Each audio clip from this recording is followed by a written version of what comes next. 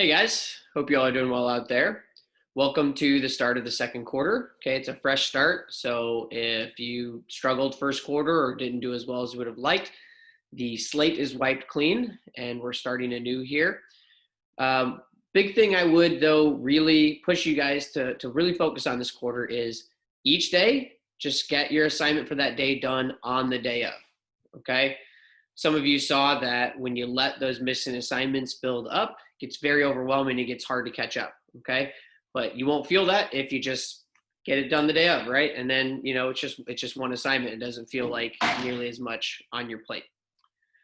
Okay, one other thing I want to get to before I get to the lesson is first quarter awards. You may recall earlier in the year, I talked about 3 big traits that were going to help you guys during this weird pandemic time. That was perseverance, communication, and curiosity, right? The 2 C's in a P. And normally when I would give my awards out, you would get the honor of getting the belt until somebody else gets the next award. Fortunately, I can't give you this right now because you are watching this through a TV screen. So I will just have to hold it up in honor of you guys after I go over the awards. Okay. So I'm going to start with perseverance. Now, there were a number of students that came to mind here, so don't feel bad if you didn't get picked. There were a lot of people who I think really did a good job with this, but I can only pick one. So the one I ended up choosing that stood out the most was Diamond Stevenson. Congratulations, Diamond. I was really impressed with just the hard work and the willingness to keep trying, right? If, she didn't get the grade she liked on assignment, would send me a message, ask for some feedback, and work on it again, And I think also the fact that, Diamond is a remote learning student, didn't have the benefit of being able in the classroom each day. She didn't let that get in her way. She worked really hard and did a really good job despite any challenges that might have come up. So great job. The second award is the Communication Award, and that goes to Isabella Gaspar Diego. Good job, Isabella. Just did a great job of letting me know information I needed to know and also making sure to let me know if she was confused or just wanted me to look things over. And that paid off a lot for her. I think that really, really helped her be successful through that communication. Last award for the first quarter here is the Curiosity Award. So the student who I felt really dug into the material, really wanted to learn it, and went the extra mile. And again, like with all the awards, I had a few different names floating in my head. There were a number of kids who did a good job with this. But if I had to pick one, the first quarter award goes to Peyton Giddings. Good job, Peyton. Just was impressed with a number of assignments where he was creative, he was thoughtful, he went the extra mile. Could tell he wasn't just doing it to get it done. So that's great. And so again, guys, these are just 3 qualities that I want us to keep working on. And if you don't feel like you did as well as you wanted to in one of those areas, you could work on your communication or perseverance or whatever. Again, second quarter, new chance to kind of keep working on those things. But we need to start moving towards the lesson here. So let me review the Anaconda plan because that's going to come up again. So I'm going to do a share screen here in just a sec. Pull that up. All right, here's the map we looked at last time. And recall that the Anaconda plan did come up during the Battle of Shiloh that you guys read about. And it's going to come up again today, even more importantly with the Battle of Vicksburg. So just looking at this again, remember this snake, not actually a snake, right? It's representing Union troops. And the idea was the Union was trying to encircle the South and constrict upon them so that they had nowhere to go, like the way a boa constrictor would do that on their prey. And I want to point out here, and I mentioned this last time, that the Mississippi River was an important part of the Anaconda plan here. And that's going to come into play with Vicksburg. So watch for how the way these troops kind of tried to wall off and control the Mississippi River, how important that was to the Union strategy. Okay. Now the activity today is going to be the exact same thing you did 2 days ago, but we have 5 different events, 5 new events we're going to look at. And really it's the last of the major events of the Civil War we're going to study. I do want to make sure it's clear that these are not all of the events of the Civil War. I mean, there were hundreds of battles that occurred. Okay. So we're really just zeroing in on like the big events. Okay. And so we're going to do 5 more big ones. And since we're doing the same kind of skills and we're doing the same kind of stuff just with new events, I really want to review the turning point thing again. Okay. That idea. So I'm actually gonna have to stop and do a stop and jot here. I want you to just pause the video and write down in your social studies notebook the definition of a turning point. What is a turning point? Okay, go ahead and pause and do that now. Okay, I'm going to assume that you have done that, and I'm going to reveal the definition here from our vocab list.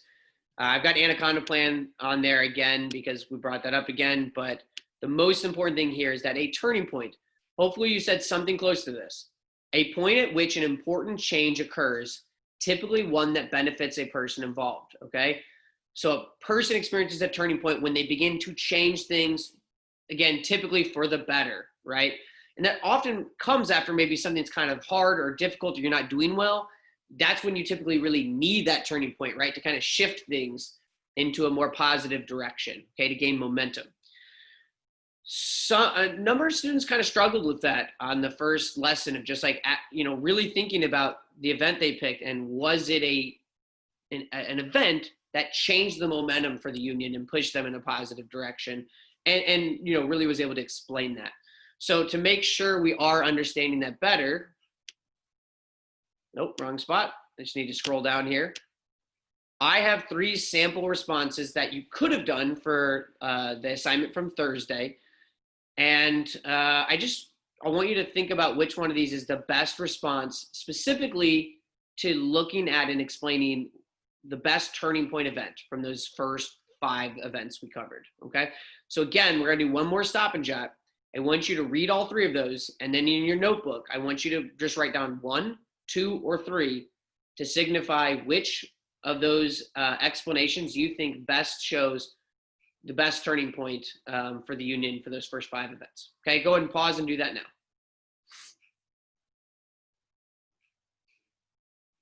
Okay, so hopefully you did that. I'm not gonna go over these myself because I thought it might be more interesting to have a soldier from the Civil War actually come and explain those things to you, from his perspective, what things were like and which event seemed to be the most important to them. So let me grab him real quick.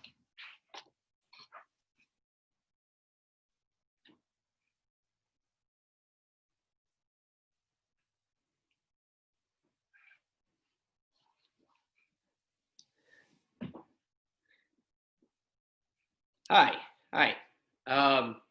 My name is George, and I fought for the Union in the Civil War, and sometimes I like to time travel, and I know Mr. Peterson, so he asked me to come on and help you guys out with this. So I'm looking at these sample responses, and I look at number 1, and it says, I think the Battle of Bull Run was a turning point for the Union because it showed how important railroads were. Well, so I don't think this is probably the best pick because we lost the Battle of Bull Run, right? Hopefully you remember that from the reading.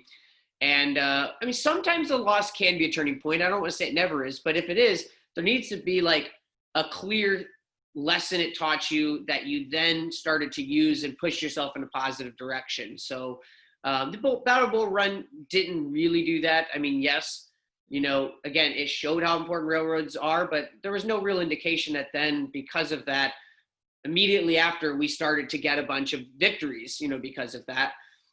So it's just not a real clear sense of how we were turned into a positive direction from that battle, okay? So number 2, the Battle of Shiloh. That one's probably a little bit better of a choice. It was kind of a tie. Some people like to consider it a win for the Union. But it wasn't necessarily a clear-cut win that kind of pushed us forward and gave us some big momentum. And also, I just think, I noticed this person said, for why they picked it, they said, well, a whole lot of people died and were injured. But I'm not sure how that really proves that it was a turning point. You know, a lot of those people who died were our men, were Union men, right? Which is not great for us and hurts our morale. So, so where I could maybe see some arguments for Shiloh, you have to explain how. Just saying that a lot of people died doesn't really prove that it helped us kind of push forward in a new direction in a positive way. This last one I think is the best of those examples up there. For one, yes, Antietam was a big win for us. You know, again, when you read the summaries, hopefully you saw that. In particular, it was a win when we had been struggling. So again, that's like a really important idea for a turning point is you're literally turning directions. You know, think about it like that. We're going in a bad direction and we turn things around. I also think the explanation is good because it actually points to things that Antietam helped the Union with moving forward, right? One of them is that it really gave us confidence, you know, in fighting to get that big win. And the second thing is it allowed, you know, our president, Abraham Lincoln, to pass the Emancipation Proclamation, which gave us a lot more support from Europe, which helped us. So that explanation really focuses in on how that battle actually pushed the Union, pushed my army. I say my, like I was the general or anything. I was just a soldier. The army I was a part of into a positive direction. Okay. So hopefully that helps you understand it. I think maybe just as one last tip that might help you out is when you do this for your next assignment and you're looking at these other events, try to imagine that you are a soldier experiencing each of those events and try to think of which event for you would have boosted your morale, would have made you feel like, wow, now things are finally clicking, right? And now I'm ready to go and I'm feeling better, right?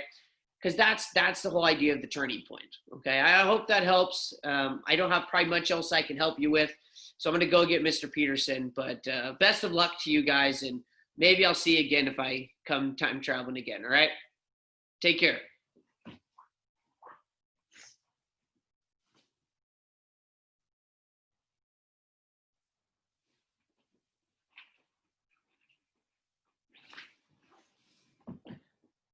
Hey guys, hopefully that was beneficial to you guys. Again, I just thought it might help for you to hear it from the perspective of somebody who's, you know, fighting in this war and how different events impact their thought process, and help you kind of get to see what might be a good turning point event and what ones maybe don't fit.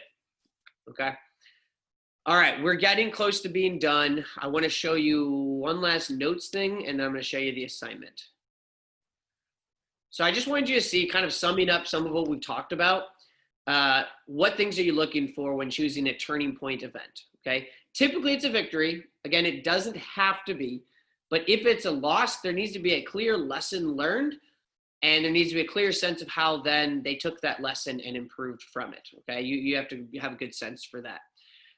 And then this part is absolutely essential, is that it gave them momentum, right? It pushed them in a direction that got them rolling and really moving towards the direction they want to go, okay? And that's very important. And that sometimes it doesn't have to be, but oftentimes it's after a period of struggle, right? It's the thing that turns you around and helps you to be really successful, okay? So I want you to see that, and then I want you to see the assignment. All right, I probably shouldn't have to explain it too much because it's the same thing as last time, but you got 5 different events. You've got 5 explanations of how each event is significant, but they're jumbled. And so you just have to read the summaries of each event, and then you should be able to figure out which explanation of significance goes with each event, okay? And you're gonna read those summaries on this new summaries sheet. Okay, it looks pretty much the same as last time, but with new events. And then do not forget to do part 2. That's the most important part. And that is where you pick one of those that you thought was the most important to really being a turning point, to turning things around and pushing the Union towards victory of all those, and be able to explain why, okay? Let me see if I got anything else. That, I think, covers everything I wanted to go over. So go ahead at this point and begin working on the assignment. And as always, if you have any questions at all, that's that communication piece, right? Send me a message and I will help the best I can. All right. You guys have a good one. I will see you later.